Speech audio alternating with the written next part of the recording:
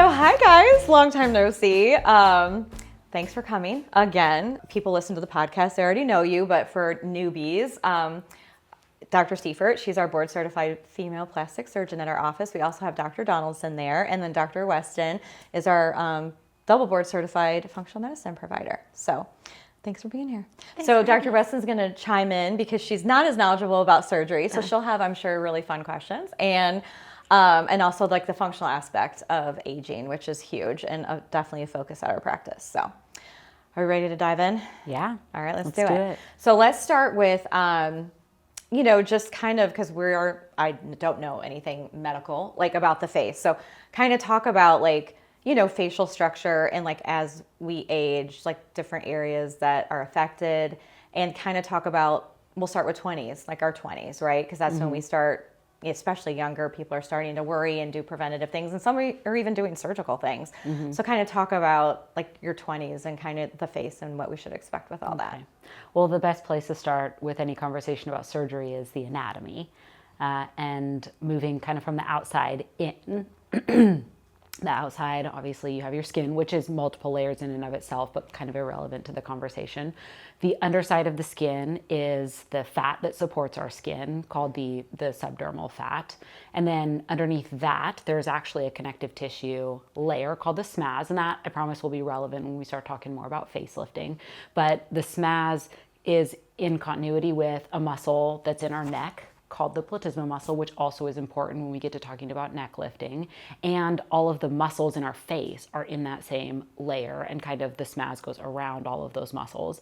And then intervened in and throughout all of that, there are fat pads, like our cheeks have fat pads in them, our jowl area has fat pads in them, around our eyes has multiple fat pads, and they're kind of on top of and underneath the SMAS. So there's a lot going on there. And then there are places where the skin has sort of connecting fibers down to the bone. And as we age, we have a few different things happen. Our skin changes, it loses elasticity, and collagen starts to degrade in our skin. Our skin also thins, which is part of where fine lines and wrinkles come from. And then we lose volume, so those fat pads, and this starts honestly in our 30s. I see it really through the middle part of the face. Starting in our 30s, we lose volume. The facial fat just starts to get smaller and descend a little bit, and then we get laxity, which is some of that descent. And when laxity becomes the most visible is when it starts to hang over those areas where the skin kind of has tethers. So what you start to see as you get older, you get some volume loss that happens in the temples, it happens around the eyes, it happens in the cheeks, along the jawline. We even lose volume in the bones. Then we start to get some of the characteristic changes that we see with aging, like the development of marionette lines. And I'll be the first to say, I hate all these words that we use to describe these things. They're like saddlebags. Whose idea was it to call them that? Love handles? I hate it all, but that's how we refer to them. Yeah. So the marionette lines, the jowls, the laxity in the neck, we have the tear troughs around the eyes that we start to see, temporal hollowing, all of those things that are sort of the characteristic signs of aging once it gets a little bit more severe and advanced. But in the 20s, aging is relatively minimal, and at that point we're talking about preventive things, which I think is where functional starts, because it's so much focused on lifestyle choices and your health. And so I think the best, like you mentioned, the best place to start the conversation is, what do you do in your 20s? Yeah. What do you think as far as like, what would you tell a 20-year-old, like if you could tell your 20-year-old self oh my gosh, what you know now, if I could tell my 20-year-old self, what would you tell him not to do? Baby oil and foil is not cool when you're trying to tan. And tanning beds. And tanning beds. Oh my gosh. Yeah. So like we know that collagen decreases as we age, but we can look at things outside that we do that cause a decrease in collagen, and those are things like smoking, UV damage from sunlight or tanning beds, and then also eating processed foods, sugar. Those things can decrease your collagen. Alcohol. So that can all decrease your collagen, prematurely. Yeah. And so it'll age you. And we know that because if we look at a smoker or whatever, you can tell that they age sooner. Mm-hmm. Okay. So. As far as in our office, as if you were like looking at a 20-year-old and, they were seeing signs or wanted to do something preventatively, like what do you typically see the 20-year-olds that come in our office doing, that, areas that bother them, and like what we have to offer them to fix it? I think a great starting place for most 20-year-olds is getting a skincare regimen that they are doing regularly, routinely, with products that have good active ingredients, and just making sure that they are regularly taking good care of their skin, and something that includes SPF, like you mentioned, sun damage. These things all create free radical damage in our skin, which is how the collagen starts to break down. And decreasing your sun exposure in any way, shape, or form. I mean, almost all makeup has SPF in it nowadays, so there's almost no excuse to have SPF. That's an awesome starting place for young women, and then starting to take their skincare a little bit more seriously with even entertaining some spa services like microneedling. And I think that's an easy, safe, great place for young people to start, because microneedling helps the skin act more youthful and can help maintain collagen. Yeah, increases collagen production. I did not know until I started working here that like facials actually are helpful to help. I mean, I just thought it was something like relaxing that you did. But it's like part of your skincare routine and regimen. It doesn't have to be all the time, but having like regular facials. It always, did not know. they're amazing. Our facials, I put them up against anybody in the whole state, if not the country. They are the best facials in the world. But I like microneedling, like I always say in our office, that is the most bang for your buck, I think, because what it can do transformatively and preventatively for, the cost, I just think, if in the office, if you're on a budget and you want to do something really impactful, do microneedling. And minimal downtime. Yeah, it's not terrible. You can be a little more aggressive or less aggressive. Obviously, a 20-year-old doesn't need to be really aggressive. But I think a ton of bang for your buck. I also love when you said the SPF. It made me think of, I love that elastin that we sell, the tinted. It is so good. And for somebody in their 20s, they could wear it as like a foundation or like a tinted moisturizer. It has great coverage. It gives you a glow, and it's like got a great... like it's not really thick like a lot of SPFs are. I'm a huge fan. All my friends wear it. But I know. I give it to people. Double 20s. I give it. I wear it double the 20s. I wear it every wear day, it but I give it as gifts all the time because I love it, and everybody can use it. So, the other thing I love that we do, chemical peels I think are also a great option, because you can do varying levels of those, and they can be pretty transformative and a nice bang for your buck, because 20-year-olds are kind of on a budget a lot of the time, and another fun thing we have is Andy's a killer tattoo artist, and she does all, the brows and eyeliner and like lip blushing, which is really cool. And a lot of our 20-year-old patients really are going in for that, which is fun. Yeah. You want to do a little something to enhance your look. Yeah. Just darkening your features a little bit. Yep. Doesn't change the way you look, just enhances everything and makes your features stand out a little bit more. So doing a little bit of a darker tint to your eyebrows. Now, I get it. You can take an eyebrow pencil and do that too. But like after you get into your 30s and you're like, I've been doing this for 10 years. I'm really sick of it. Like you can put some strokes of hair in your eyebrows to help tint them a little bit. Just do a fine line along the lash line, and it makes your eyes pop, and just a little bit of tinting to your lips, and little teeny tiny things, and all of a sudden you just look different. Your features are just more pronounced, and the eyes pick up those things. We're looking at each other's eyes and mouths and things, and when those features are more prominent, I think that portrays a little bit more beauty. I agree. Eyebrows are huge. They can make such a difference on people. It's crazy. And people get really self-conscious about it too, which I get, I have friends that, you can draw them in, but when you go to like the beach or go swimming, then they're not there anymore. Yeah, it's true though. It's like, where'd your eyebrows go?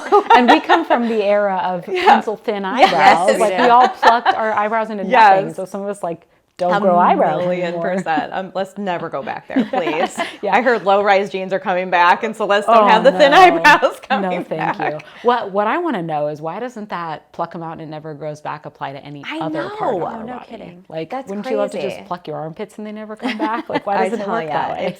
I totally 100% agree.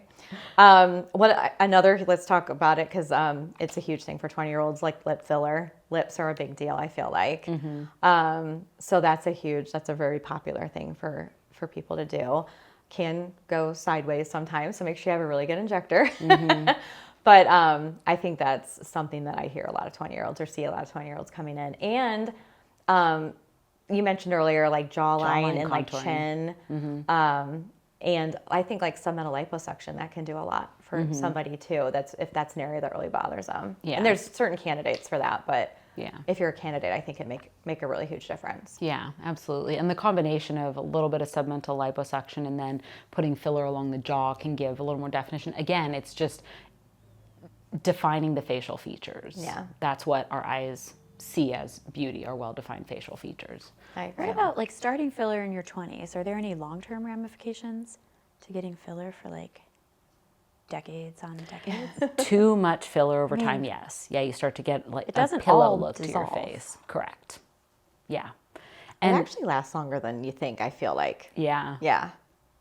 I think we're learning that a lot more now, especially as fillers are getting a little bit more complex in the way they're chemically produced. Yeah. That they're sticking around longer than we think. Yeah. And it just sort of takes residence in your skin or wherever it's injected. Yeah. And if you have a lot in an area, you may start to get a little pillowy look, or fillers can migrate if there's too much in one area. Then just where else are they going to go? They might migrate from your lip, the line of your lip up into your lip if there's too much there. So to Carrie's point, going to someone who knows what they're doing and who also isn't afraid to say like, I think we've reached what looks good on you, but also like what your tissue can handle right now. And not every injector is brave enough to turn away somebody because I love when our injectors come back in the injector room and they're like, I said so and so no. is mad at me because Yeah. I I won't said do no. it. And I'm like, that's amazing Yeah. that you have like just the gumption to say that. Yeah. But sometimes we need to be protected from ourselves because we make real bad decisions. Yeah, that's why you trust the experts. That's right. A million percent. So let's talk about something near and dear to your heart. These tweens being obsessed with Sephora, and you may have a I just couple of can't. those. I cannot. I mean, my kids are in that, like, I have friends of my daughters have like the little fridges and stuff in their bathroom for all their facial stuff. Yeah.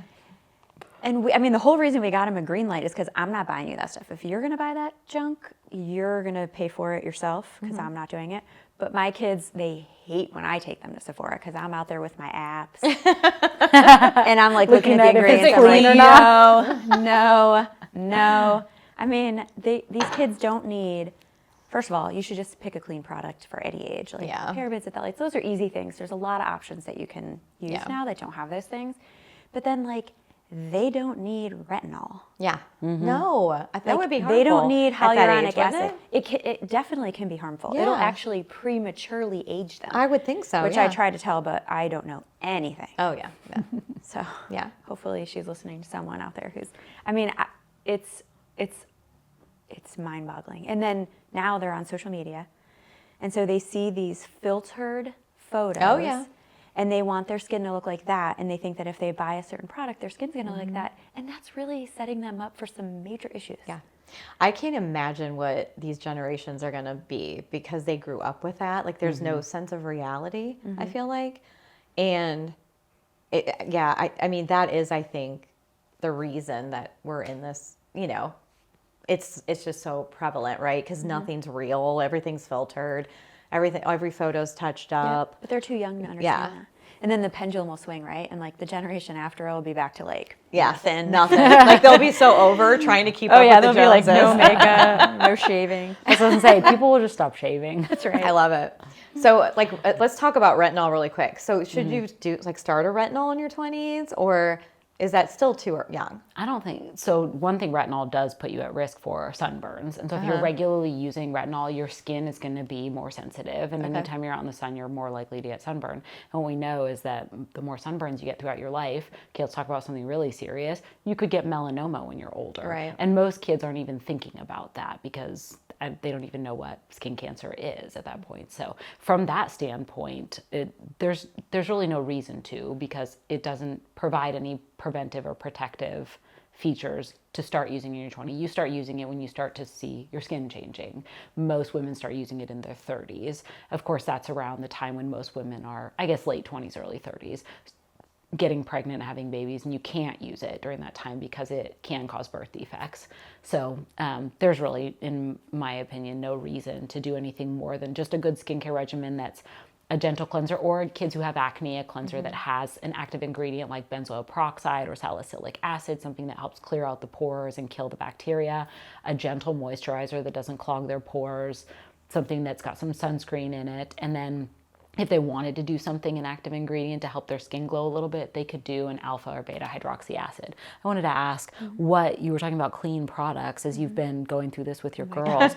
What are you finding that's that's good and that's considered clean? The glowy look. There are these things called, they're like dewdrops, something. And they have great, I mean, they're fine. They're good? I'm like, yeah, glow it up. Put that all over. So that's what they use for the glow. But even, like, I mean, you don't have to get a $35 cleanser for it to be a good product for kids. Yeah. Like, you can use a simple, like, even Aveeno is pretty, you can get it without phthalates and parabens and things, and it's, it's fine. My kids like, my girls and I like the Say brand. Is it SAIA? It's pretty clean. They use that a lot, and I can't remember the other one. But that's sold at Sephora. So if your girls are ever looking, I think it's SAIA. They never stop looking. They really like it. I know. I know. We'll point them in the right direction. Speaking of acne, though, that's a huge thing to mention because let's face it, teens and 20-year-olds struggle a lot with that hormonally or for whatever reasons. And I have seen profound changes with our acne protocol that Nikki does in the people that see her. It's pretty crazy, which is really cool. And going through functional too, if it's something that's more hormonal or can be Hormonal some or other food-related. reasons, food, So you guys can get to the bottom of that too, which is pretty cool because that's very, people get really insecure about that. And what are the most common food-related issues that cause acne? So it's going to be like the top allergens, but I would say dairy is huge. Okay. That's probably one of the biggest ones. And then gluten. Some people can very much have a skin sensitivity with gluten. I do. Really? Yeah. And so it's a food sensitivity that's causing the breakouts. So isn't it like purging because it's like it's inflaming them in some way? So it's like inflammatory. purging. So like That would make sense. anytime you have any kind of reaction, it always increases your immune response and then increases inflammation, which both of those will cause. Fun fact about skin, my whole life suffered with like the bumps on the back of your arms, and I knew so many people that had them. And when I, as an adult, figured out that gluten and I didn't love each other, completely went away. Like, it was crazy. All of those issues were gone, and it was all because of gluten for me. Yeah. For me. And if I eat it for a little period of time, they'll come back a little bit, and then it's pretty crazy. So A lot of people struggle with that. yeah, a lot of people do. Like my whole life I did. And nobody ever brought it up. My whole life. I had to figure it out. Maybe we didn't understand it until more recently. Yeah, so I guess. people Nobody just even knew what didn't gluten direct you was that way. until Yeah. Yeah, so all right, let's move on to the 30s, okay? 30s, 40s, like that era. So I was in it not that long ago. I think I can remember. Feels like forever, but so I feel like, me personally, I have seen a trend in your practice with seeing more 30-year-olds coming in for surgical interventions, and definitely 40s. And then obviously we have, a little bit more aggressive preventative measures to do in our 30s and 40s through like different lasers and things like that. What do you see in like your 30 to 40-year-old patients that are coming in? What are their complaints mainly? Most 30-year-olds are coming in looking for things that relate to brow and eyelid lifting, because I think aside from losing volume, which starts in the early 30s, and a lot of women will get cheek filler, jawline filler, lip filler to try and help combat some of that loss of volume, the eyebrows also start to come down a little bit. Now, sometimes it's just minor, a little bit of Botox, taking off a little bit of skin from the upper eyelid, the problem is solved, but some young women have naturally low brows to begin with, and then those brows start to come down even more, and it starts to crowd the upper eyelid. And what most young women will notice is they're putting on mascara, and that mascara transfers up onto their brow bone, and it's because that brow bone is coming down. Now, Botox can be preventive in that way. putting a little bit of Botox around the corners of the eyes, and on the insides, the muscles that are pulling down over time that cause that, or part of what causes that descent, can allow the brows to lift up a little bit. And of course, that has to be done with care by a practitioner who understands this.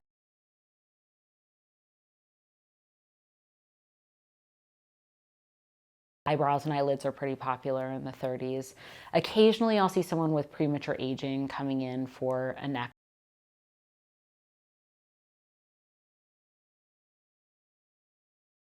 My top 5 things that I think everyone needs to be paying attention to for beautiful skin in their 30s and 40s.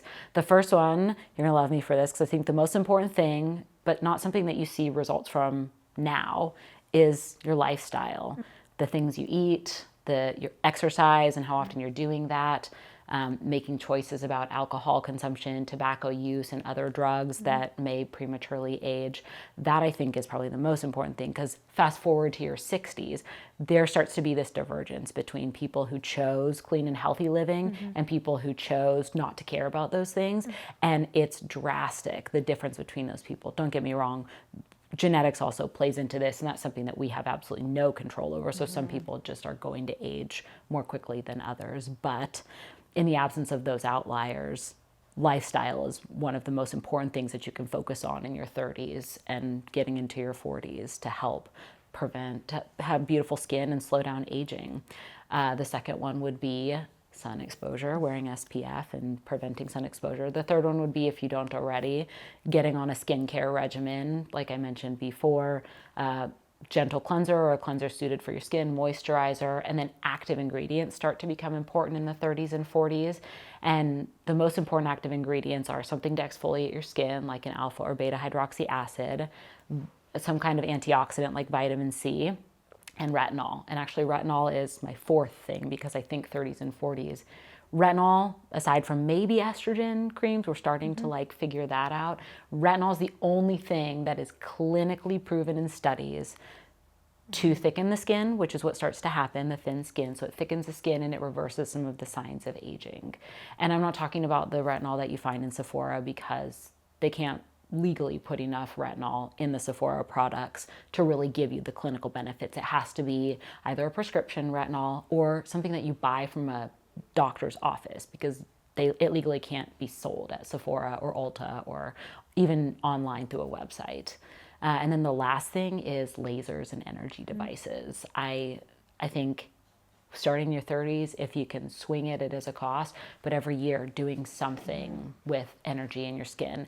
We know, I mean, some of the guys who were the first proponents of lasers have been lasering themselves every year for their entire life. You look at them, they're 60, and you're like, you can't be more than 40, because they've been lasering their skin for years. And it just, not only does it have an anti-aging benefit, but it also may prevent the formation of skin cancers in the future. And we know that to be true too. So Yeah.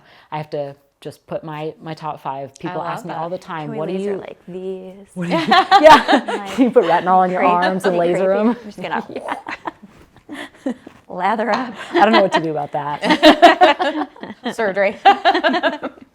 What about like preventatively in your 30s and 40s as far as like functional goes? Is there, I know like there's a lot of talk lately about, you mentioned it, like the estrogen cream on the face, and then we'll start there, and I have questions about a couple other things. But So estrogen cream, I meant to bring mine because I had good intentions of, I was only doing half my face. I was doing one. oh no, one that's hand, amazing. half my neck. I know, but then I like forgot, and Yeah. and then I was like, oh, I don't know if I see a difference. So then I stopped doing it. But so there are some studies that show improvement and some not. And so jury's still out. We still need larger studies. But what we do know is that in appropriate concentrations, and as long as you're not lathering it all over, you don't increase your serum estrogen level. So it seems to be safe. We check estrogen. Now, if you're, premenopausal, your estrogen is going to be so high it doesn't matter if you're checking it or not. But postmenopausally, we check our estrogen levels of our patients. So we would know if you suddenly like shot up if we were using topical estrogen cream. But it seems to be safe, and it may be helpful for wrinkles, fine lines, mostly because it increases collagen production, increases the thickness of the skin. And the reason why estrogen is because what we see is that when women hit menopause, that's when significant changes in skin quality and facial aging start to happen. And it's like a night and day. And if you look at men versus women, once women hit menopause, they're running together in terms of what happens from just environmental changes and lifestyle changes. But then at menopause, women diverge significantly and start to see a lot more rapid aging. And we think it's that loss of estrogen that causes that to happen. And so why not estrogen that you put in your body? Yeah. Why topical? Why not or I guess does hormone replacement help? I don't know of good studies question. that show that would be the case, but you would imagine that it would improve You would think it would, because if estrogen is the culprit to why we age so quickly during menopause, like if you replace the estrogen, why wouldn't that help? Right. But I mean, it helps many other women things. don't want to use that. Yeah, it helps Right. other things. You know. There's so much ambiguity around the hormone replacement conversation. Whole vodcast. Yeah. Yes, it is. But Totally. patients will use it on their face, and hopefully, if you're using it on your face, use it on your neck, and then Yes. tops Backs of of your hands hands. is another. Yeah, hands are another really big one. big place that you Yeah. see aging. Yeah. Do Don't you wanna forget, don't shout forget out our about your neck and fun chest. fact. I don't want to because it's depressing, but go know. ahead, shout it out. So in Shout it our out. early 50s, between like 50, 60, 50, 55, we age 3 times as fast as men. Yeah, Our face. 3 times as fast. Why they is don't, it that men they are, don't, like, they don't hit distinguished? our level until like 65 to 70. Well, we they know hit that our- aging in general isn't linear, right? Like we have Yeah. certain time periods where you age a lot quicker, and that's one of them, probably because of the estrogen. There's another one in our 60s. And like men don't start till like 67. Yes, Which is How? why Why? Men have It's thicker so skin, unfair. and to begin with, Yeah. it just is structurally different. I wonder if the presence of a beard has anything to do with that, because the vascularity. Well, of you the know what they skin around say? a beard. Shaving helps, like because they Oh, it's shave like a every day, so they're constant constantly exfoliating. I've heard that, like the inflammation. ones that shave. I So- shave my face with Nikki and Andy. I know, but not like Does that not like count? daily or every other Oh, no. day, like they do. They're doing it, and they do it from like 16. You know, so it's just really interesting. Oh, you want It's to talk really about something for sad. 20-year-olds, dermaplaning. Oh my yeah, gosh. There could be some dermaplaning. I had dermaplaning. no idea. It's like It's the best. life altering. Yeah, it I get is. so many compliments on my skin, and all I Yeah. did was let someone shave it. I was just so so good. good. I'm Well, a it hairy also girl. it fully exfoliates, like 'Cause you just very did it. finely exfoliates. I just did it. And yeah. I was mean, literally looking while you were talking, like her skin is like glowing right now. Or you're 'cause I'm using not your hairy. or your daughter's glow products, one of the two. yeah, right. They would know. And see, her skin always looks glowy. I don't know, wanna- she doesn't It's because know. I live under the lasers at our office. I know. I know. Now, I want to ask you, because my Instagram feed, and it's probably because I watch a lot of functional medicine stuff, but is blowing up about beef tallow. Is that on your Please. top 5? Is that your number 6? Please tell me. Estrogen cream would Is be it. beef tallow? I don't know anything about beef Is it tallow. legit? They're slapping it all over themselves. All over. Really? And I need to know why. Like, what's the know. benefit or what's the why behind they're doing it?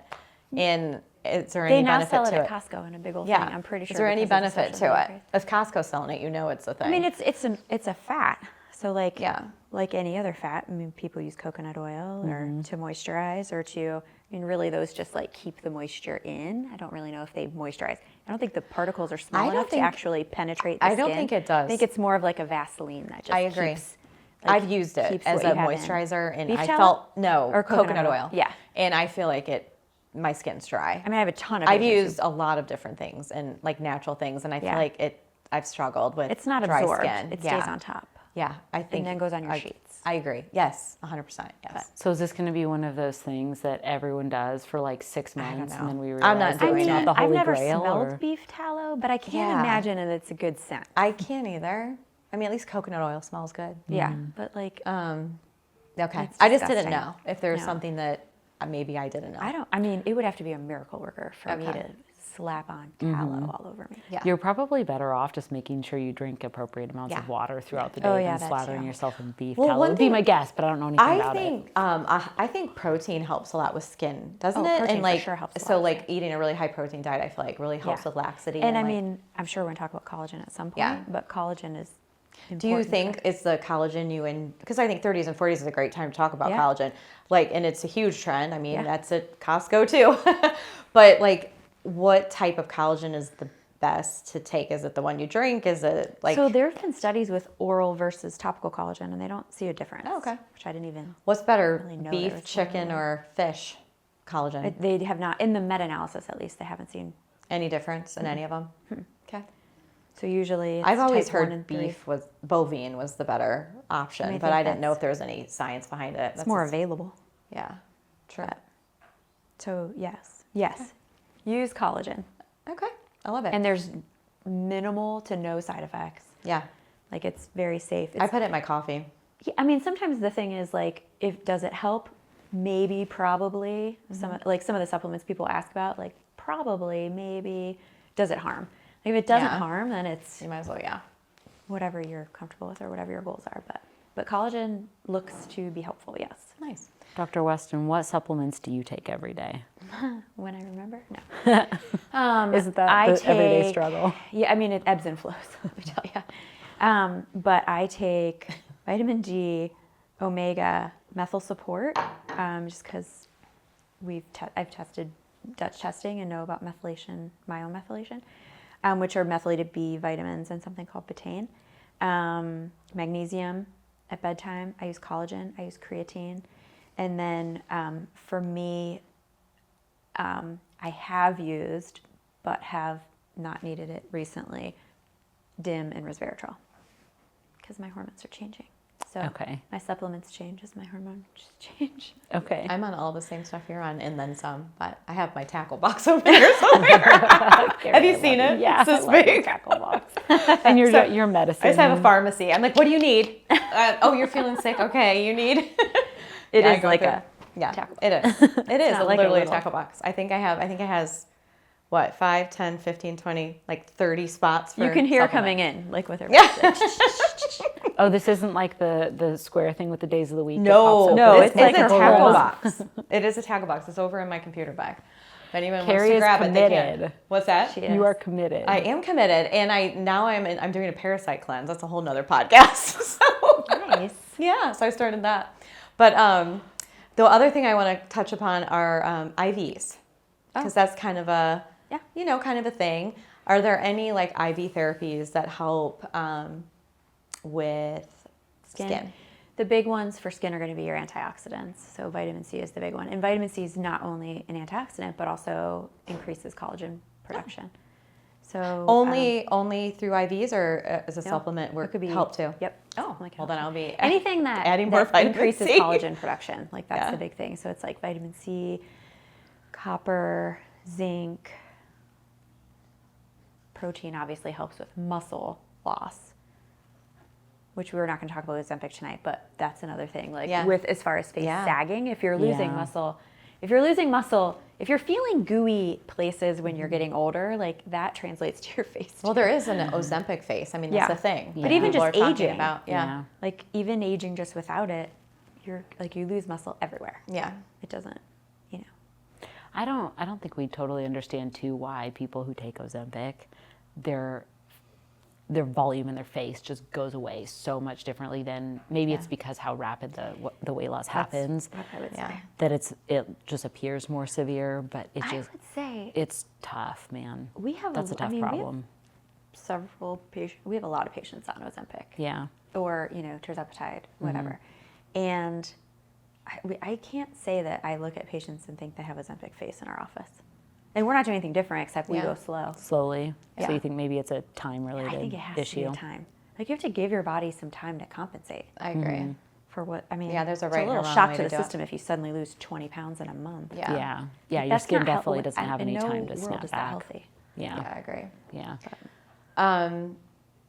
Your 30 and 40-year-olds, like surgically, what do you typically see them coming in, to have done if they want like, a surgical intervention of some sort? Some women in their 40s are having facelifts, facelift plus and minus neck lift, and we can certainly get into that if we're talking more about that in the 50s. But I would say popular things are upper blepharoplasties, which is upper eyelid, so a little incision that's right in the crease of the upper eyelid to take out extra skin, and then eyebrow lifting, which in most women is incisions, women and men, incisions in the hairline and lifting up that way and just sort of reshaping. But brow lifting is as much to lift the eyebrows as it is to take the crowding away from the upper eyelid. I think that's what people really notice more is their eyelids look different Makes a afterwards. huge difference. Do you usually do both together, or is it like? It depends on how people are aging, because both things contribute to upper eyelid crowding or just looking tired.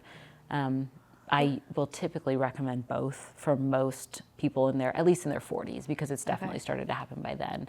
It's the few and far between 40-year-old that hasn't experienced a little bit of brow drooping.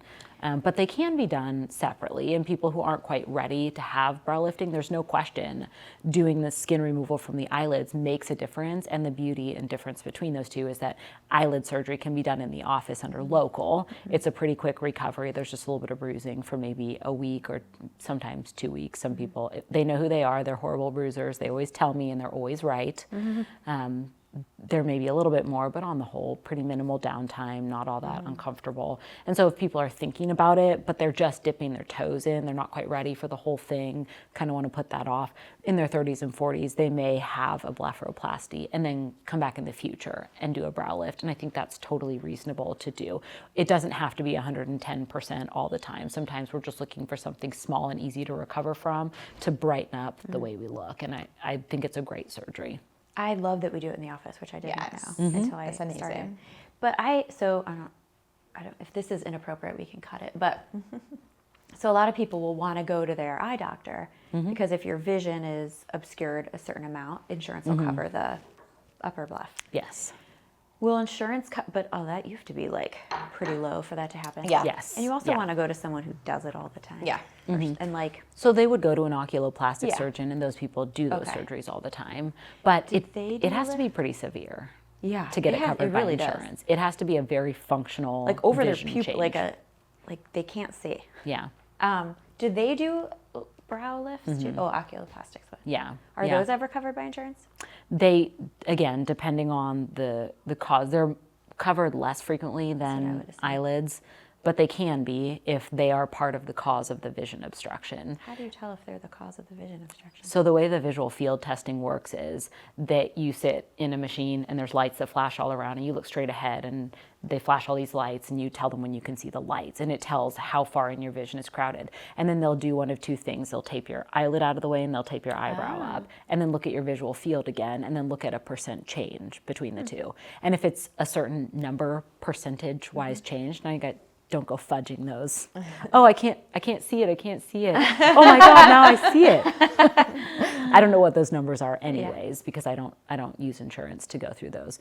But then they'll cover it. And the sneaky thing about insurance, and if someone is trying to get all of that covered by insurance, sometimes an oculoplastic surgeon won't do them together because insurance will pay for one of those surgeries and then may not pay for the second one or will only pay for a small portion of the second surgery, even if you need both. But it's pretty rare that the eyelids alone don't fix the problem. Yeah, so it's very hard to get a brow lift covered. Okay, by that's what I would insurance. assume. Yeah, And it's got to be super severe. Okay, just talking to patients, they've never, and no one has ever said they've gotten brow lifts covered. Okay. I think when I used to would be do shocked. insurance, I was able to get one person through, and I am not even kidding. Their eyebrows were like on their I know. eyelashes. I know exactly who It was you're so talking bad. about. It was so bad. It was, I mean, that was a life-changing surgery for her. Yeah. Like a I don't even know totally how that different anatomy person. worked. I mean, it was, and she was not old. No. Yeah, she looked amazing. Can I ask a really stupid question? Yeah. There's no stupid questions. Just wait. I can't wait. Well, like, so, because I am very new to, I've only been in the office for like 2.5 years, so I'm new to all the Botox and everything. If you get Botox a lot on your forehead, like a lot like people do, where they just have no motion at all, and won't that make that all that worse? It can. Yeah. Yeah. So And then it won't, like if you keep doing it, you don't get it back. well, so you can't, those muscles can't come back. They're like muscles anywhere in the body. You can atrophy them for a long time, but they still exist. And then if you start using your eyebrows again, the muscles work and build back up again. So anatomy lesson about how the brows work. There are muscles that pull up on the brows that are in the forehead, and then muscles that pull down on the brows that are around the eyes, and then Botox affects those things. So if you just put Botox across the forehead, the muscles that pull down are going to pull down even more, and the brows will drop a little. The other thing is, if the Botox is too close to the eyebrows, they're going to drop them as well. So keeping it up and away allows the muscle to still be active in a certain place to help lift the eyebrows. And then putting Botox in the muscles that pull down on the eyebrows relaxes them and lets the eyebrows come up. So an injector who's pretty adept at placing the appropriate amounts in the appropriate places can give you a more flat forehead with brows that lift up. At a certain point, though, that doesn't work as well. Like there does come a point where that tactic doesn't work anymore, and surgery is the next thing that you have to look into. I feel like that's when you're talking to someone, you can't stop looking at their forehead, and you're like, how are they? Like, It looks like are moving, glass. some not. Like, then I maybe love they it. need surgery. So let's just go with it because you're talking about it. Let's jump to the 50s and 60s, where surgical interventions are a lot more common, right? So 50s and 60s, obviously, we're doing all the same stuff we did in our other decades. We're doing lasers, we're doing preventative, we're doing sunscreen, we're doing, the functional piece of it, collagen and all that sort of stuff. But then it comes to a point where you're just like, enough's enough. Like, I need to do something. So let's deep dive into facelifts. And I know there's a lot of different words for them. There's the mini, there's the ponytail, there's the deep plane, there's the I can't even think of all the names. You probably know more than I do. So kind of talk about like maybe nuances to them, and then like where your belief system is, and like what you think like does work and doesn't work. Sure. And like, or who's candidates for what kind of Sure. thing. Yeah. Yeah, I think in the 50s and 60s is when laxity starts to take over. And that's when you really start to see the characteristic changes that we see, the laxity around the lower part of the cheeks, the lines from the corners of the mouth, the jowls along the jawline, and then we also start to see some of the changes in the neck. Platysmal banding starts to become more evident. We start to collect some extra skin here. There may even be fullness underneath the jawline. Those are all things that kind of are a result of laxity. And facelifting is the only way to correct that laxity. There are lots of energy devices out there, and we know FaceTite, Renuvion, believe me, I have tried them, and they are effective in some cases, but they're not the holy grail. They don't reverse aging. As a matter of fact, there are a lot of facelift surgeons in the country who will not use those devices because they create so much scar tissue that when they finally end up having a facelift, it's a minefield sometimes. Yeah. So if people are having like really aggressive FaceTite treatments, who knows what it's going to look like once you get in there. The tissue planes might be all fused together. The surgery suddenly becomes complicated and the risk of nerve injuries is higher. So one thing that's commonly agreed upon among plastic surgeons is that in a facelift, just removing extra skin is not enough. That's where the windswept facelifts of previous days comes from, is just trying to pinch out extra skin, because what's happening with aging is not that we're getting extra skin, it's that the deeper layer, that SMAS layer that we talked about, there's laxity in those deeper tissues. And the laxity is happening and then crowding down around those areas of adherence, especially along the jawline. And lifting them up, lifting that deeper tissue is the only way to provide real rejuvenation that looks natural. There are lots of different ways to do that. The most popular facelifts right now are facelifts that are actually lifting up that SMAS and muscle layer and repositioning it up and back, because what we're finding is the longevity of a facelift is better, and the results are more significant and they are more natural. There are other techniques that can be done where the tissue isn't necessarily lifted up, it's just kind of folded in on itself, and those may have a little bit less aggressiveness and longevity. So I think we are moving toward a world in which most surgeons will offer a deep plane approach to the face and neck, because we're just finding out it's really effective and it's really pretty and the results last. How, like, as far as how you do your deep plane facelift, what, are there any like nuances that you've learned along the way that you think really is effective? Do you use anything in your facelift that is unique or you find valuable, or is it kind of a standard like operation? Probably, and maybe too technical for this conversation, but I'll put out there anyway. My technique has kind of evolved from what was called a high SMAS facelift, which was less lifting of the SMAS and relying more on tension to get the lift, to deep plane facelifting, where the deep plane was lifted up to a certain level, to extended deep plane lifting, where the deep plane is lifted all the way, basically from the ear all the way down to the corner of the mouth, the corner of the jaw, and then down into the neck, to really do a lot of fairly aggressive repositioning. And I found that results with each one of those changes just keep getting better and better and better, because the release is what's important, and the re-draping or resuspension is what's really important. But other than that, not really anything super crazy. It just is really sticking to the deep plane techniques that are out there right now. Talk about the neck, because the neck, a lot of patients will come in and just be like, oh, it's just my neck, because obviously the neck ages usually a little sooner than or shows aging a little sooner or more rapidly than the face. Yeah. So, most people are not a candidate for just a neck lift. Right. So explain like that piece and like the why behind that. Yeah. And like what you tell those patients. Yeah, definitely. Yeah. I think the people who are good candidates for neck lifts are people who have pretty minimal extra skin in the neck and no aging in the lower face. But this whole area, generally, it ages together and sort of at the same rate. So most people are seeing changes in the neck and the lower face at the same time. And so there are two reasons why we put those surgeries together. The one is to create a harmonious result that looks really nice. And most people are coming in and they're asking for their jawline rejuvenated anyways. And so you can't really get that without both. But the other is because when we start to get a lot of extra skin, and we're just doing a neck lift, it creates a functional problem of there's nowhere for the skin to go beyond the ear. So then you get this functional problem where you can't take out very much skin, because then you start to get this big bunch of skin around the earlobe. So most of the time, a lower facelift and a neck lift are combined together. And what we're treating is pretty much, sometimes the corner of the nose, but definitely the corners of the lips all the way down to the collarbones. That whole area is treated with a lower face and neck lift. Common confusions around that is that a facelift is from here to here. People are thinking a brow lift is a facelift, a mid facelift is a facelift, and a lower facelift. Those things, there are three different areas. The traditional facelift is this part What's of your a face. mid facelift?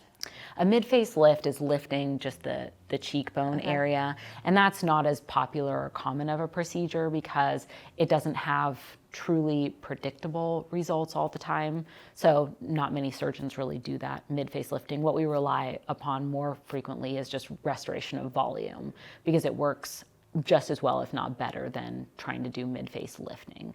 I do think face lifting gives some rejuvenation to this area too. Yeah. It does seem to take what we call the inverted cone of youth, where you start getting more narrow up here and wider down here, and turns it upside down, so you get more narrow here and wider up here.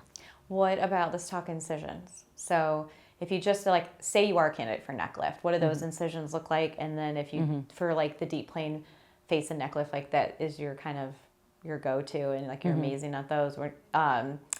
And I love the results, so it gets me really excited to talk about them. But like, what's the difference in just the neck lift, and then like if you did the full lower face and neck lift as far as incisions? So a neck lift, the incisions are, there's one underneath the chin, and then the incisions are mostly behind the ears with a little bit right in front of the earlobe. And then when you add a facelift to it, the incisions go in front of the ear and up into the hairline here, and going in front of the hairline, not up into it.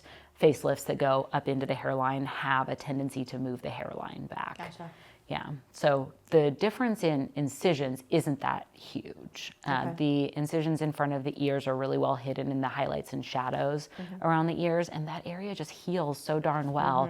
You give someone a year from their procedure, and then you go looking for their incisions, and they're pretty difficult to see. They are very difficult to see. I just was showing before and afters of a gentleman, because in men get these too, everybody. So all the men out there, don't be shy in coming in.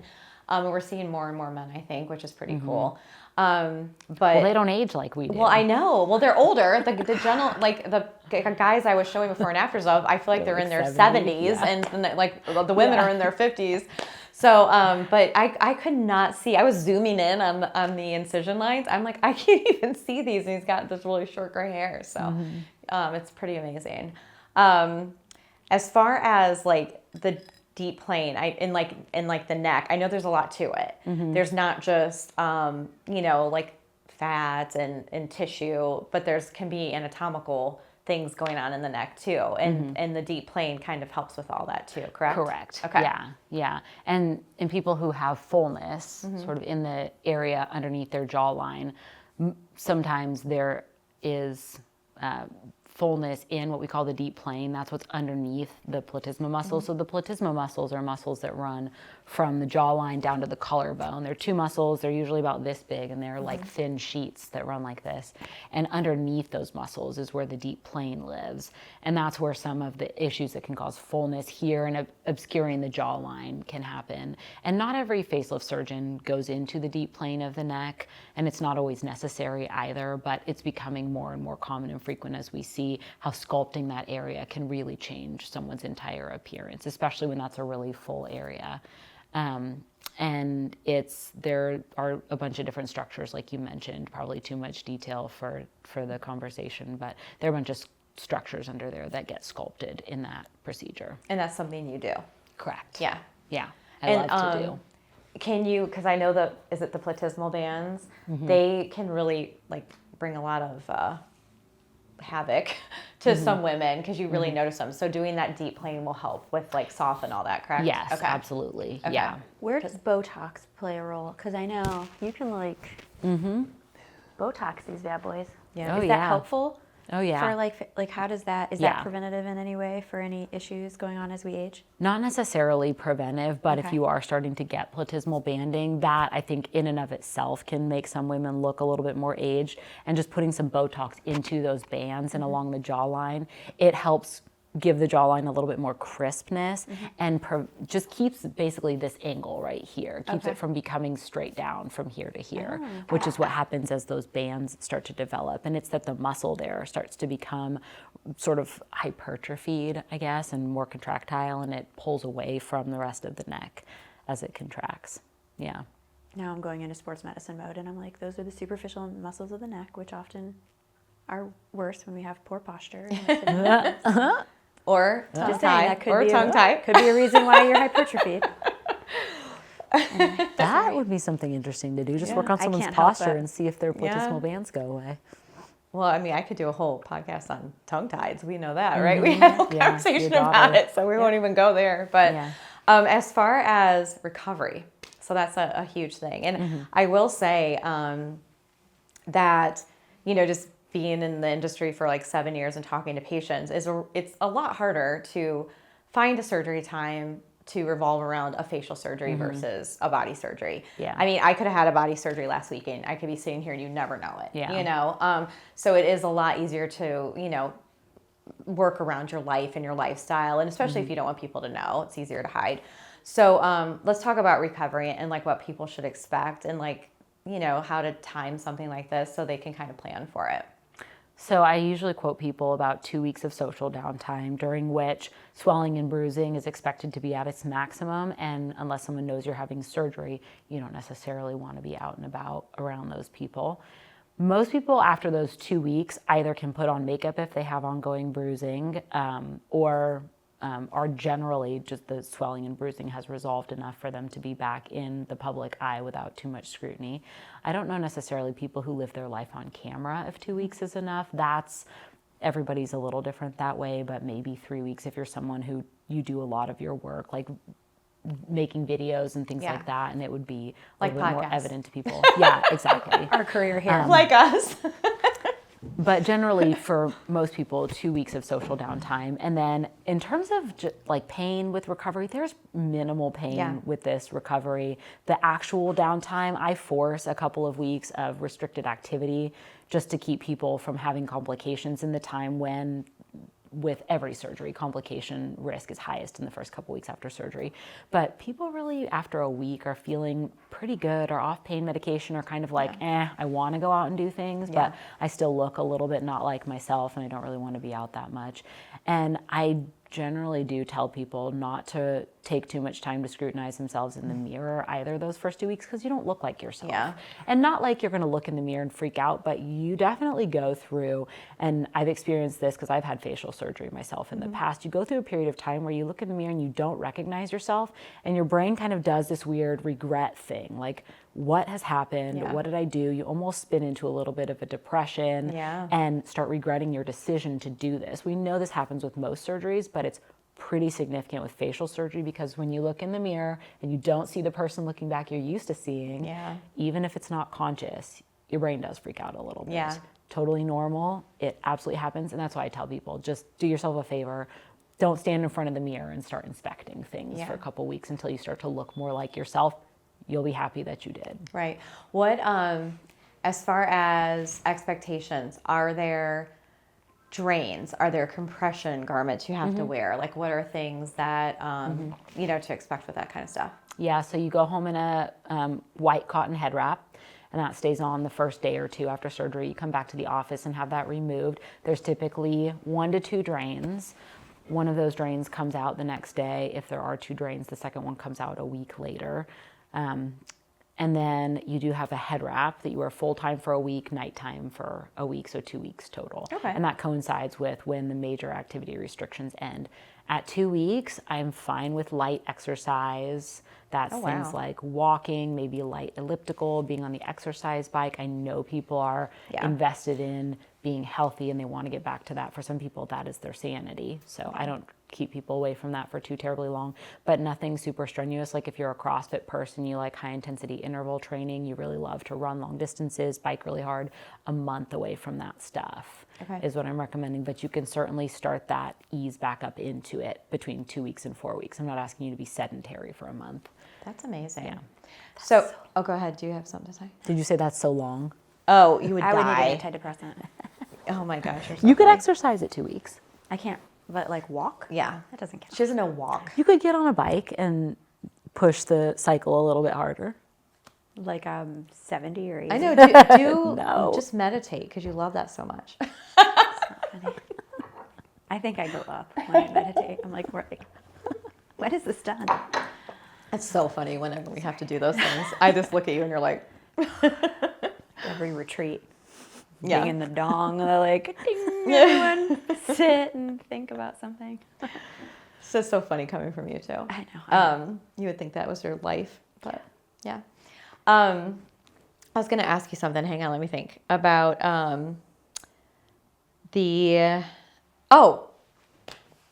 so the amazing thing, even though I know we can't do this under local, but it is outpatient, which is really cool.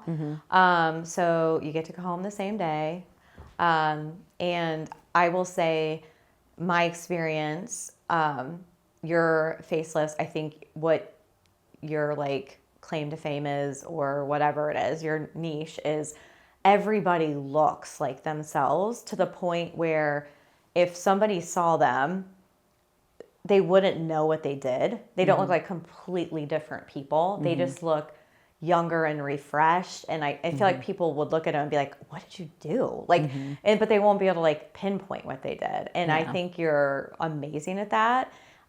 In your before and afters, you see it. So if anyone wants to come see Dr. Stiefert, come in and see her, get a consult. You can see all the before and afters.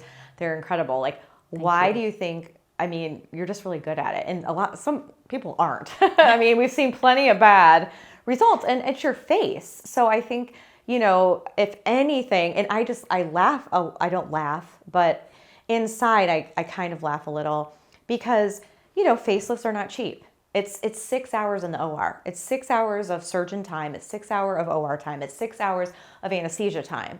And people don't think about that. And I will, in my position, have people come in and say, well, I looked it up and it's this much. And I'm like, well, yeah, that's, Google's going to give you the doctor's fees. Every doctor is going to take a different amount of time to do it. Every OR is going to cost a different amount of money all across the country for 6 hours. Every anesthesia group is going to charge something different for 6 hours of OR time. So it's like doctor's fees, there's like an average probably out there. And then that's what you're seeing. But then you have to add in all these other things. Yeah. And so people, not always, I mean, most people have a sense of what, you know, it is. But some people are like, wow, I just didn't expect this. And I'm like, well, it's because when you research it, they're not giving you all the information. And that's with body surgery as well. Yeah. But I always just say, like, you don't want to bargain hunt a facelift. Like, it's your face. You know, it's just your face. Like, you can't hide it. You can't, it's not like a bad body surgery that you can wear a shirt or a tank top or a bathing suit even. It's your face. So I just think you do an amazing job. And when people are going out there, do your research, find a surgeon that knows what the heck they're doing. And if there's one thing in surgery not to bargain shop, it's a facelift. It's a facelift. So that's just my my PSA. I think those are words to live That's by. my Like a PSA bumper for the sticker. day. So there you go. We also have a lot of intangibles, right? Like our team really walks Yeah. side by side with patients. You have access to our team 24 hours a day. 24 hours Yeah. a day. And not every office has that. And then any surgery over 4 hours, you also get a functional consult to talk about how you can make your outcome better, like what you can do pre-op, what you can do post-op to make your outcome amazing, even more amazing. And those are the things that, you know, we don't tack on extra money to do that. That's like part of the deal. Part of the deal. Because we want amazing results. And you get amazing results. Yeah. Thank you. I'll be on It's your the schedule beauty- in the it's the fall. beauty of the We'll deep do a whole other cleaning. podcast. Facelift. I can't Can I wait. be the Carrie, I'm host so in your excited. bedroom We're gonna as have you to time. recover? We're gonna have to time This the is podcast. day 2 with Carrie. So we're gonna have to make it really We'll have to tell interesting. Corbin we need to take a month off so Carrie can recover. We're gonna talk about like labiaplasty and female I can't stuff wait. while you're recovering. There we go. That's right. Perfect. That's It'll be- amazing. But that said, there is I no. Where are we going No one with ever's this? like, labiaplasty, that Oh, reminds that me. said, that reminds me of my face. No, that said, though, I wanted to bring this up because we had a conversation, and because I, you know, full disclosure, I'm seeing myself on camera every month, and I'm not happy. And then I hear that we age triple the amount of time than men from like 50 to 60, and so I know everything's just going downhill for me, basically.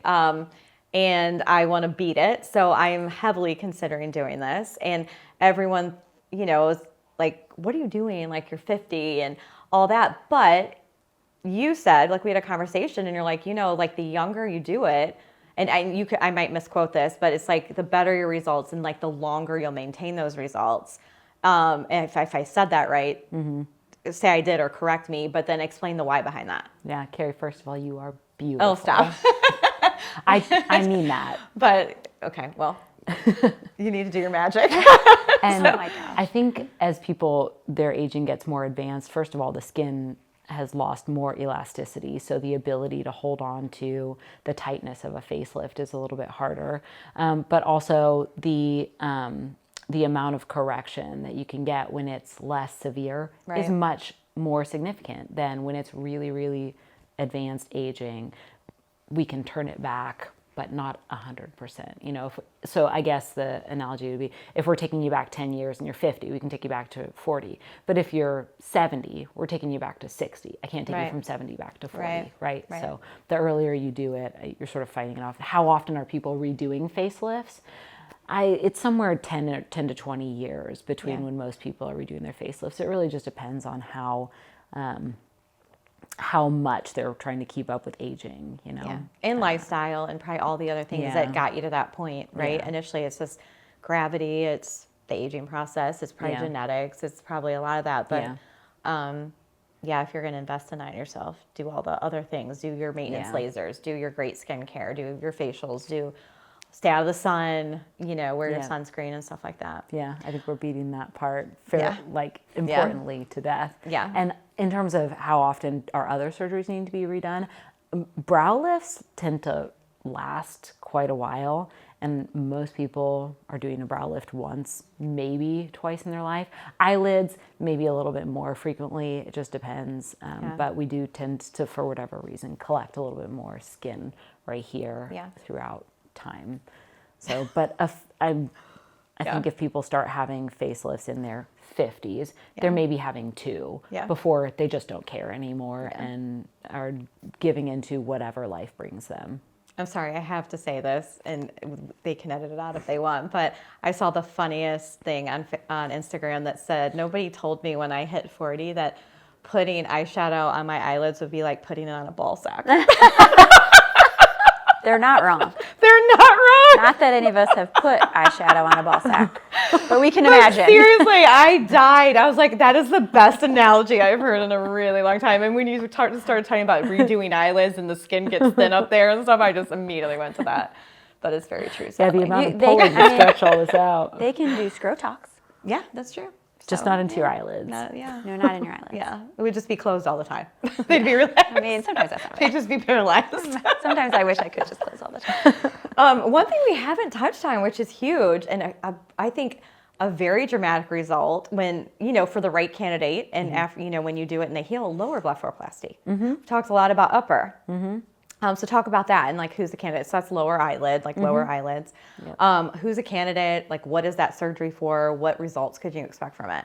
So a lower eyelid treatment procedure gets rid of any combination of extra skin, puffiness, and hollowing that you happen to have. The surgery is kind of customizable in that you can treat any of those. And there can either be an incision on the outside of the lid or on the inside of the lid. So it can either be visible to the outside or invisible, depending on the nature of your aging. Most women, when we're talking about 50s and 60s, are having some kind of incision on the outside because there's a little bit of skin that needs to get treated. Okay. Lower eyelids can be done with a facelift. Upper eyelids can be done with a facelift. Brows can be done with a facelift.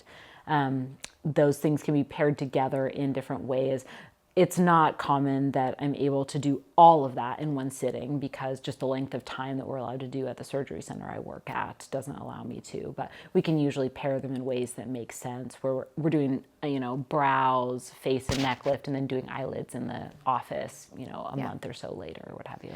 Now, what about women that struggle with really large fat pads under there that really makes them look tired? It just makes me feel bad because they just look tired, and I know women that felt that way, and so will that help? Like, do you remove those fat pads for them, and then it just those corrects are the that best issue? Lower lids because it's such a drastic change. People just night and day look like different people.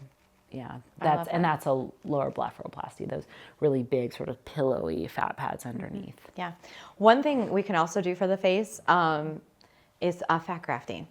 So is that something that is always occurring during a facelift? Is it kind of for the right candidate? Where do you usually do the fat grafting? Like what's to expect with that? Yeah, it's not done in every facelift, but it's done in a lot of facelifts because volume loss starts in your 30s and 40s and continues throughout life. And so if we're going to be removing the laxity, we're also going to put back some of that volume. Fat grafts typically come from either the tummy or inner or outer thighs. That part of the surgery, most people don't have any real aftermath from. There's not a lot of discomfort. And typically fat graft is done in the cheeks, temples, nasolabial folds along the jawline, and occasionally in the lips in someone who's interested in that. And the beauty of fat is that it's permanent. The drawback of fat is it's less structural, so it's just a very natural sort of plumping type of change, not the type of change you get with filler. It's a little bit less predictable, meaning that there could potentially be lumps from fat graft that you don't see as much with filler. And it's not reversible the way filler is, but it's permanent and natural, and it gives a really pretty revolumization in certain areas. The one caveat, and I think is not as big a deal now that we have tools like Ozempic to help with weight loss, but in people who gain a lot of weight, you can gain more weight where the fat graft that makes is. sense. So I have yet to have anybody come back and that be a really significant problem, but there will come a day when that is an issue. Interesting. Yeah. That's amazing. It's weird, The right? body is so cool. It It is so cool. Yeah. What about lip lifts? I know that those are something that can be done. Is it worth it?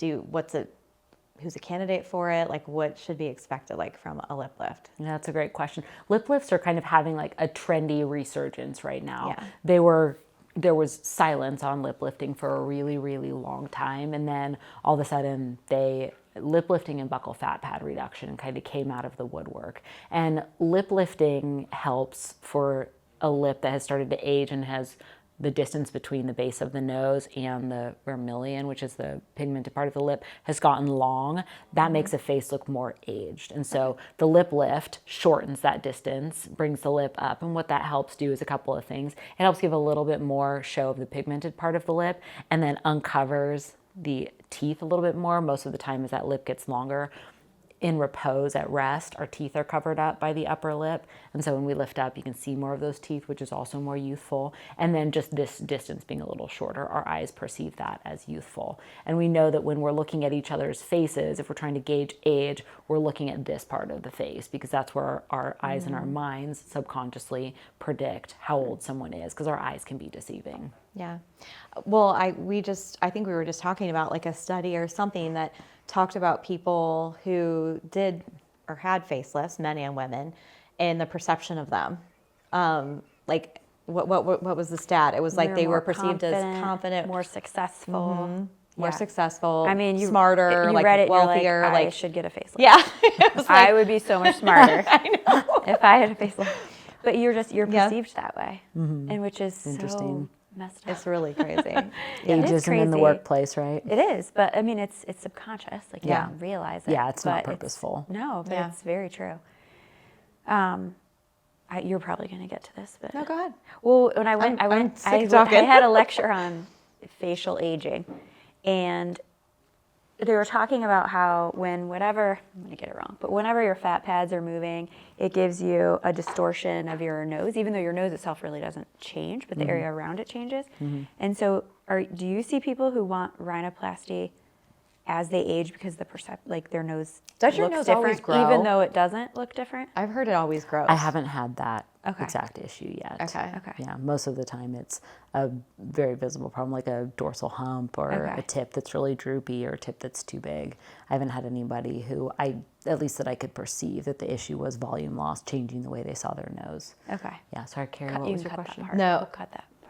No, I want to talk about rhinoplasties because it is part of your face, and It makes a difference, but yeah. Does your nose always grow as you? Does it? Is it? I've heard that. I don't know if it's true. I heard your ears and your nose are always getting bigger as you age. I don't know necessarily that our nose continues to grow. Okay. Perhaps it does, but I think what happens is our support structures of our nose get droopy. Got it. And so the tip starts to hang down. That may exacerbate. Maybe there Gotcha. wasn't Okay. a dorsal hump before, and now that the tip's drooping off, it looks more like a hooked nose, more like as a dorsal hump. So Yeah. I don't know for sure. Ears definitely get bigger as people get older. My word. Sometimes when I look at before and after facelift pictures, I'm like, wow, those are some ears. Can we make those smaller? Yeah. Well, you No, could, can't. can't you? Not Depends on what easily. part. You could do the make lobes. earlobes Yeah. smaller, yeah. But You can do the lobes. I'm looking and see it like the ear is half the size of the side of someone's head. Yeah. Wow. That's very true. That's a Yeah. big ear. But earlobes are something we can do, Yeah. and in our office, Yeah. under local, and it does make a big difference when you age. A lot of women, especially wearing earrings, and they Yeah. get yanked, and like your earring you end up hole with is a like stretched stretched, hole. and Yeah. yeah. So that's a pretty easy procedure we can do in the office. Yeah. Oh Stacey my gosh. can even do that. Let's too. talk about something though that we've got enough stuff as women to worry about as we I know. age. Let's just Earlobes are ignore like my let's earlobes- just my ignore worry. our Earlobes are the least of my for the worries, rest too. of our Yeah. lives. the hair will just be down. Yeah. I don't care if my earlobes touch my shoulders. I'm never gonna fix my earlobes. You're not going to have a wrinkle. That's for sure. I love They it. look amazing. Another procedure that can be done in the office under local is a lip lift. Yeah, you're Yeah. right. You're right. So we've got lip lift, upper blepharoplasty, earlobe, either fixing a stretched out hole or an earlobe reduction. Or pinning. Submental. Yes. Submental liposuction. Submental liposuction. Labiaplasty. I know we're not talking about. Yeah. We're not talking about those lips. We're talking about the other ones, but those two can be fixed in the Very office. true. Very true. Because we do get this question, so we might as well just talk about it since we touched on noses. What is like pros and cons to doing like a surgical rhinoplasty versus a liquid rhinoplasty? Like I know liquid rhinoplasties can be pretty dangerous, so definitely have a good injector, but who are good candidates for both? That's a great question. There are only really a couple of specific things you can fix with a liquid rhinoplasty.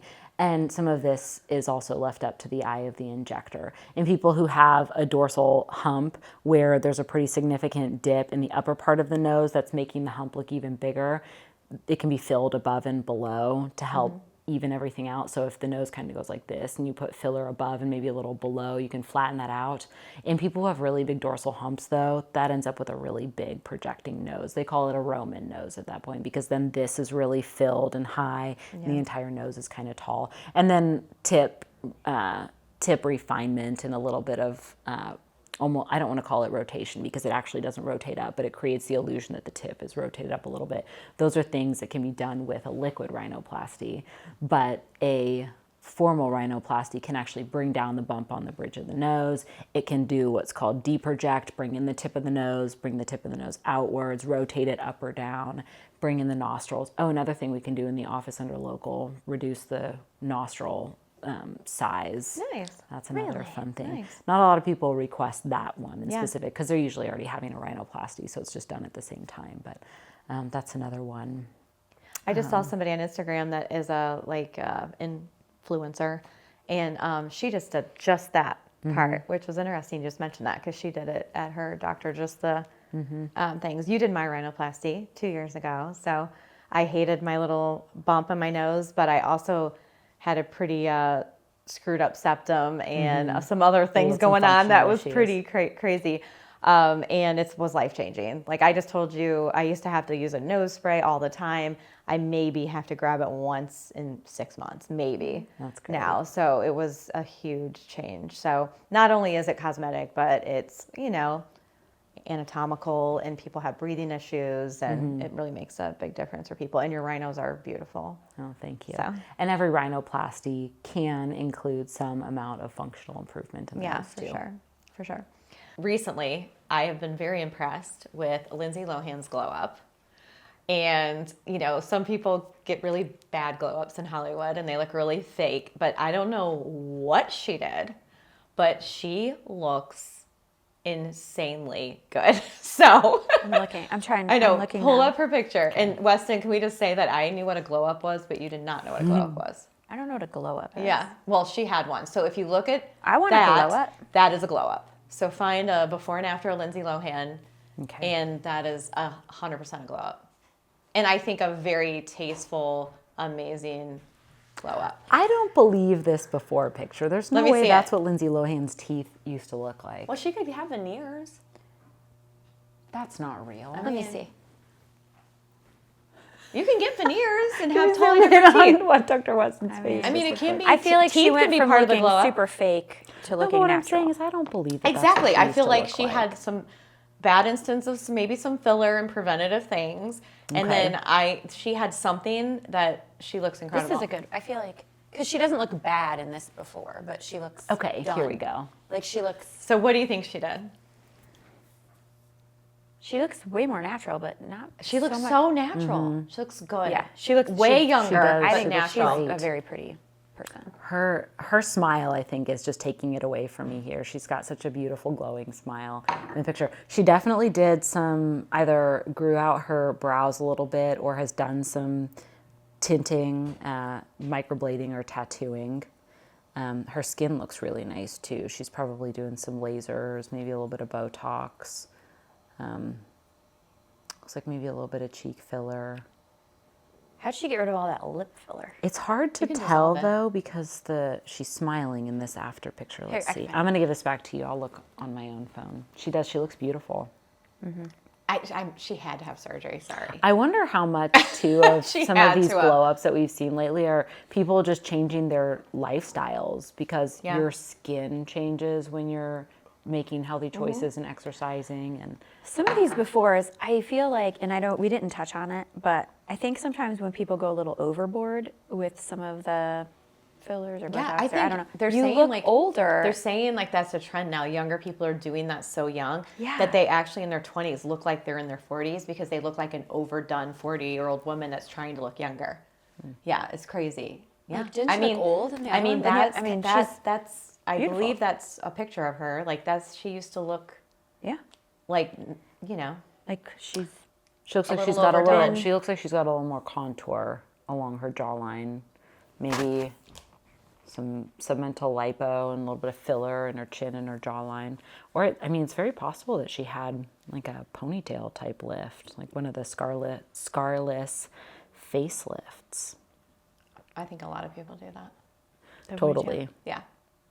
Like, I look at the can't- I can't be- Kardashians. The Kardashians. I can't lose my Somebody did a hairline. thing. It said like, let's put their actual faces before surgery on their picture, and they like morph their old faces onto their new really? picture. It was hilarious. It's crazy. Just they look like completely different people. Have you seen as long as we're talking about Instagram, have you seen the thing where it's this lady, she puts like a suction cup and suctions her face up and does like a bunch of suction cup? No. Oh my gosh, to simulate a facelift, it's amazing. There is cupping.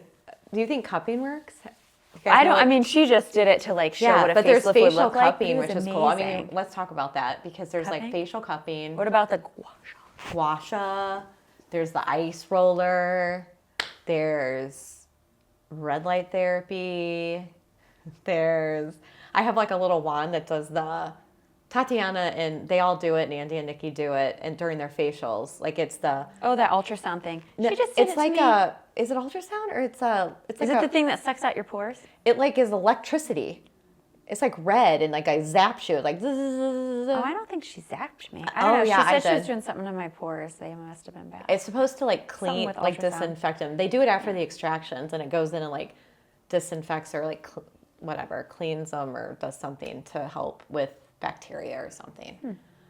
Tatiana would be proud of me for remembering this, but I have that at home. And then there's that one thing. It's called like I think a brand that makes it is New Face, NU Face. And it's like the rollers, and I think it's some kind of frequency. And like you go and like do your jawline and all that. Like, is there any like truth to any of that? Does any of feel it like work? anything from home Is it has just to be more so preventative dilute. than corrective, or not even preventative? I honestly feel like if there was something out there that worked and was really effective, that everyone would be doing it because it was so effective. There's a lot of stuff that it's questionable. Like, this is really interesting though. I think red light therapy works. We're still learning a lot about red light therapy. The problem with a lot of this stuff is it's going to take... Yes, tell me. You're really freaking me out right now. Tell me, Dr. Secret. This is great. This thing is awesome. I like it. My skin feels so good after I use it. It Like it does. feels like it's You breathing, do get and a it glow, feels like a tingly feeling. Yeah. I've done some red light therapy, but the problem with studying things like red light therapy is you have to do it like regularly every day over years. Yeah. And then you're looking at, first of all, can anybody really truly follow someone for that long in a study and guarantee that they're using these things, and that it's not something else that they were doing that was Yeah. Because helping usually with people it. who are doing this are doing all aren't the like, things. this is the only thing, and then they're like smoking out back, going to their tanning bed. Or they're doing all the things. Yeah, right. the things that we're talking I about, mean, and that's then the you don't know problem with which all of those health, things. like, It's true. studies, even like diet and things like Yeah. that. I mean, usually they're not. But so the study that I read that had great results, it was like 3 to 4 times a week, 10 to 20 minutes, 10 weeks. And it was a 30% reduction in wrinkle depth. I don't know how you measure wrinkle depth, but. Oh, I could measure. So is all red light created equal? So the studies, that one had red and amber, which, wait. Did it turn to another color? I don't know if that's It's amber. kind of purpley. I'm not sure. I don't know. That could be amber. That one's pink. Like So a they pinky. were equal, the red and amber, Keep according to hitting this it. I study. want to see all the colors. Let's go. Oh, that's off. Nothing. But is there a certain, Oh, red. Mine I has guess, like blue. wavelength Mine of has red blue light, and yellow. or is it ultraviolet? Like, It's not ultraviolet. So there's frequency. There's different frequency depths because I bought one, so I researched the heck out of it. There's different frequency depths that matter and like help the most. And then mine has blue and yellow, and blue is supposed to help with like acne prevention and like oily skin. Yeah. And then the yellow is supposed to help brighten. And then the red is supposed to help with like the anti-aging, a little more like, That's more wrinkle, and Yeah. then it's anti-inflammatory. yeah, So it could help with things like rosacea or Yeah. whatever. yeah.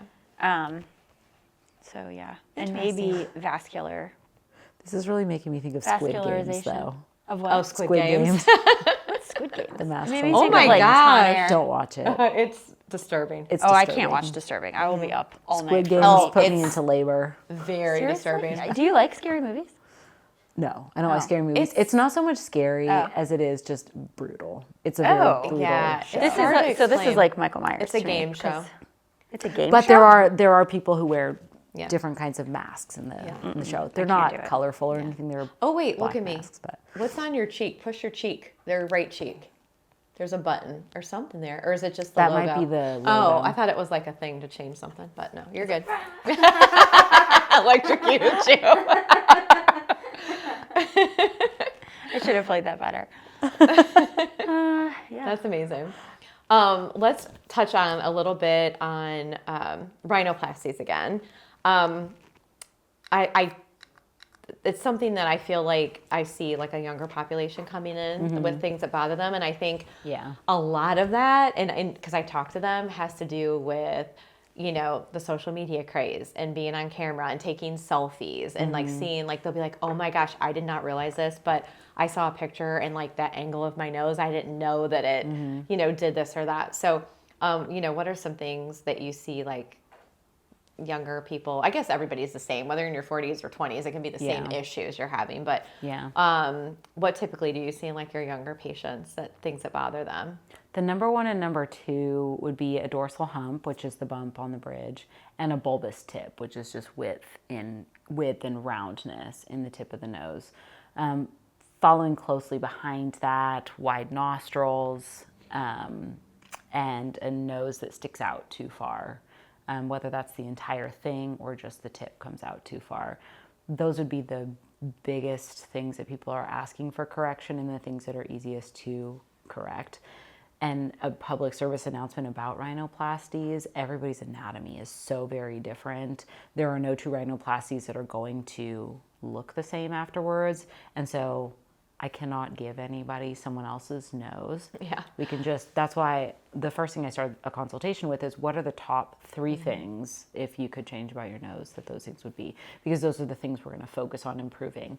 And then I like wish pics, not because I'm trying to give someone a nose that's not theirs, but because communication about things that are visual with words is difficult. So someone will say, I want a straight profile with a little turn up at the tip, and we can have both be hearing those things and visualizing something, and those things that we're visualizing be very different. So it helps bridge the gaps in communication for someone to bring in a photo and say, number one, is this possible? And number two, this is what I'm looking for. Can you do that? Instead of me trying to guess what they're trying to achieve. So I do really like people to bring in, especially if someone has an idea of how they want the bridge of their nose to look from the side, or what they think the tip of their nose is going to look like, how much smaller, how much turned up. Some of those things I don't necessarily have a ton of control over, because anatomy is so complex and different, variable from person to person. But that it at least allows that conversation to happen. Yeah. What about recovery-wise? What's like a rhinoplasty recovery like? Pretty quick recovery, honestly. A week with a splint on the bridge of the nose and some strips, packing strips inside. That all comes off and out at a week, and most people, by a week to 10 days, bruising and swelling is decreased pretty significantly. Their nose is not in its final form. It takes an entire year or longer, as you know, for all of the swelling to go away and everything to fully settle after a rhinoplasty. So the nose is going to continue to evolve throughout that whole time, but you're much more presentable earlier in a rhinoplasty than most other surgeries. Agree. I feel like, at that week post-op, I mean, typically you are really happy, because especially if you had like a bump or something, that's gone. I mean, the swelling is more, nuances of the tip, and I feel like that tip takes the longest to kind of like come down, at least for like me. And like, I only had minimal bruising under my eyes. What was unexpected was I had the splints, or whatever you want to call those, inside, because I had the septum work done and stuff. So breathing through my mouth for a week was interesting. And then not sneezing out of my nose for a month, which I didn't know was possible. And I was petrified to sneeze, but once you have to do it, it just happens because it's like nothing's coming out of this thing. Like you don't want to mess with it. Yeah. And then no glasses for a month. And I think the other thing I was kind of surprised by was like not to like bend over for like 4 weeks, but to like bend my knees and like grab things, down. which was interesting. Yeah. But it was, did I say not blowing my nose for a month? Not blowing my nose for a month either. Is that the same thing? No exercise for a month? Yeah. Yeah, light exercise at 2 weeks, full at a month. Yeah. But it was very doable. But I agree with you. Like I loved it right away, but I said, you know, a year later, I'm like, it looks different than it did a month out or 3 months out. It's crazy how it just kept like, like that little residual swelling just kept kind of slowly going away. Yeah. And people who have thick skin too, it even takes longer. Yeah. They hold on to a lot of swelling for a really long time. So it's a really cool surgery. And you do, again, just like your faceless, I think your gift is just making that person look like them, but just like correcting whatever issues they're having. But like nobody's going to be like, oh my gosh, you look like a completely different person, you know? Honestly, and it's nothing shocking for people. It's just like, oh, wow, you look really good. And it's really cool to see. My favorite commentary from patients, I feel like is a win as a plastic surgeon, is when someone comes back and said, I went to X, Y, and Z event and my family members all thought I looked great, but nobody came up to me and said, you had a rhinoplasty. Yeah. They couldn't Or a really facelift. tell what it was that I did. It's good plastic surgery is plastic surgery that is understated. You should still look like yourself. The whole goal of plastic surgery is not to make you look like a different person. And I think surgeries that's the aim of them, they do exist out there and I don't love them. Things like the cat eye thing that's going on right now. There are surgeries that give people that really almond-shaped cat eye look. That's not a rejuvenative surgery. That's a surgery to make you look different, look like a different person. And I don't personally love that. That's what our profession sometimes does. Yeah. But to each their own. I'm not trying to shit on anybody either. It's just that's not what I'm doing here. Yeah. It should be understated and keep you looking like you and your natural beauty, and just take those things that bother you away from clouding your everyday. I love that. Another thing I forgot to mention, and I don't know how I missed this, deviations. A lot of people have deviations that are either from a result of trauma or can be actually as a result of growth. I think it happens during puberty. The deviations are usually caused by septal deviations underneath, actually almost 100% of the time, unless the nasal bones get shifted from a fracture or something. And I think what happens is that cartilage that's in our nose grows really fast and has nowhere to go because it's surrounded on all sides by bones. And so it develops curvatures, and then the rest of the nose follows along. So that's actually probably the number 2, if I had to put them in order: dorsal hump, deviations, and bulbous tip. Interesting. Yeah. And then I taped my nose for a little bit afterwards. Is that, I think I may have chosen to do it a little longer just because, but is that something that everybody does typically? Is just kind of tape it? And I just did it at night. Yep. Tape it where? I did tape from like the right side upper bridge of my nose in between my eye down around the tip and then over to here. And then I, on the other side, like in between my eye for those that are listening, not watching. And then I did a piece of tape like right at the tip, like where I'd want it to kind of, you know, perk up or whatever, like right there. Yeah. I'm at the end. It helps because when people lay down at night, they get more swollen, and then they wake up and their It's nose like is... compression. Yeah, it's Yeah. like compression. Yeah. It wasn't bad. I did it for a while. I think I did a little longer than you even asked because I was just, I don't know, just dead. Yeah. So I think it made me aware of my nose when I slept too, because I was so worried I'd bump it or I don't know, just like I don't land on it wrong or sleep on it wrong or something. So it just kind of made me aware of it. But Your nose I is did for a little adorable. bit. I know, she did a great job. Thank you. I'm in your before and after gallery. When I show patients, I'm like, oh, and there I am. There's But Thank it you is for trusting me. It is, oh, of course. It is very life-changing, though, for people, too. Like, you know, because, again, it's your face. You can't hide it, you know, and it's a huge insecurity for some people. And, you have done some major transformations on people, like major transformations. And there's some young girls that come to mind, which is why I mentioned the 20-somethings, because there's some young girls in your gallery that come to mind that I'm like, wow, that was a life-changing surgery for them. Yeah. But they still look like themselves, even though their nose is completely different. Not completely different nose, but you really fixed the issue they were having. And I think a few of those were trauma probably related because they were pretty bad. And it's crazy. Like they just looked great. They look like them. And I'm like, but then you look at the side and you're like, wow, that's a completely corrected nose. favorite follow-ups with a patient. She actually was from California. And on one of her follow-ups, completely caught me off guard, but she was like, Dr. Seifert, I went on a date the other day, and I can't even tell you, the boy didn't even look at my nose. And I'll tell you what, most dates I go on, I feel like I sit there and they stare at how big my nose is. Aww. And it was so amazing to have a date where I feel like he saw me and he didn't just see my nose. And I'm not someone who gets teary about stuff, but I started to well up a little bit. It was like, oh my God, I think back to my dating years, and I was already self-conscious about going out with guys and what do they think of me, and I can't imagine feeling like you're sitting there and you're like wondering, is he staring at my nose, or like what is he looking at right now? That has to be just a huge lift to somebody's entire life, to go out and not wonder, is somebody staring at my nose? Yeah. I just loved that moment. It was like, okay, I guess that's why I do these things. Yeah, is because I get moments like that where patients are just like thrilled and overjoyed because their confidence is so much better. And that's what it's all about, right? Yeah.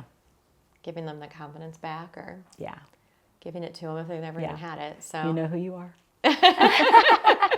If you're listening. So, all right. Well, thanks guys for coming. And again, so we've had a couple in a row, which has been fun to hang out with you guys. And thank you, KP Designs, for sharing your space. They're amazing. I can't say enough about them. Kim has, I think, 20 people that work here, and they're all super talented. So please look them up if you need anything done for your home.